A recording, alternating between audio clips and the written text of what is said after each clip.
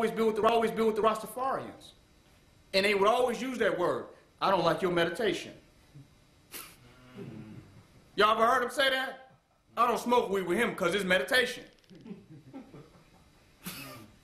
So every day, and the Eastern philosophers, the Hindus messed it up because we thinking when we're sitting in lotus, we're meditating. Right. We don't know that we're meditating all day, every day. Yeah. Thinking that we are somehow the victims of our minds, or we're just the experience of our minds. We don't realize that whatever's going on in our head, that is our meditation.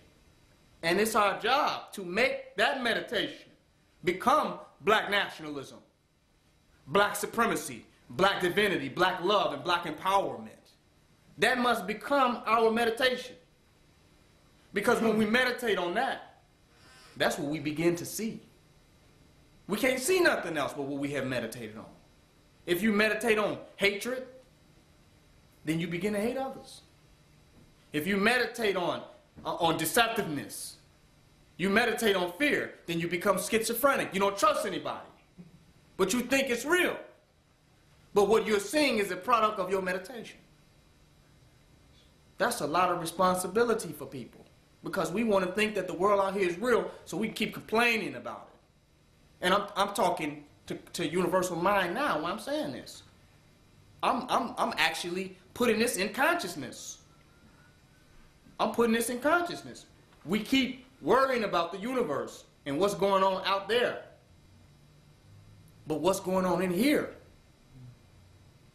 that's solid, will ultimately determine what's going on out there. Because when you move, what's in here moves. Y'all don't hear the point I'm making? Wherever you go, when you get there, it becomes what's in here. So what's in here counts. No matter who you're with, no matter who you're among, no matter where you go. As soon as you get there, it'll automatically become in here. When you go to somebody's house, while you're there, it's in here, ain't it? So out there is in here. So when you solidify in here on black consciousness and black nationalism, then everywhere you go to begins to get absorbed, begins to be transformed.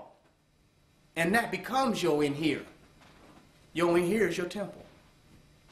And your temple is your inner world, your inner thoughts, your inner being. It's where you meditate, where you pray. Every thought is a prayer. The Christians have messed us up because they think that you go and you get on your knees and hold your hands together that you're praying. You're praying all the time. You asking for something. You're praying. The fears about the things that we don't want, we're praying for those things to happen. Because if there was a God that could hear it,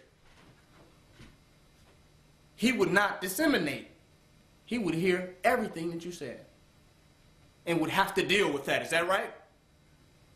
Because if he really discriminated, and when I talk about God, I'm really just saying the ethers. I'm not talking about no mystery God. Right. That's just a metaphor for showing you how the atmosphere responds to the organic consciousness of living beings. We can call that God to sum it up for people who ain't that deep. We'll say, well, God, how will God respond? This is just an analogy. People don't realize God is just an analogy for understanding. It's their scientific explanation through theology. That's it. So when you're putting these thoughts out, that means that these units of energy, because that's all a thought is, it's a unit of energy. These units of energies that are information are now being communicated into an organic what? Atmosphere. So whatever you're thinking about is praying. And God, or the all, the omnipotent, omniscient, omnipresent energy that is all, is receiving it. So every thought that we have is creating.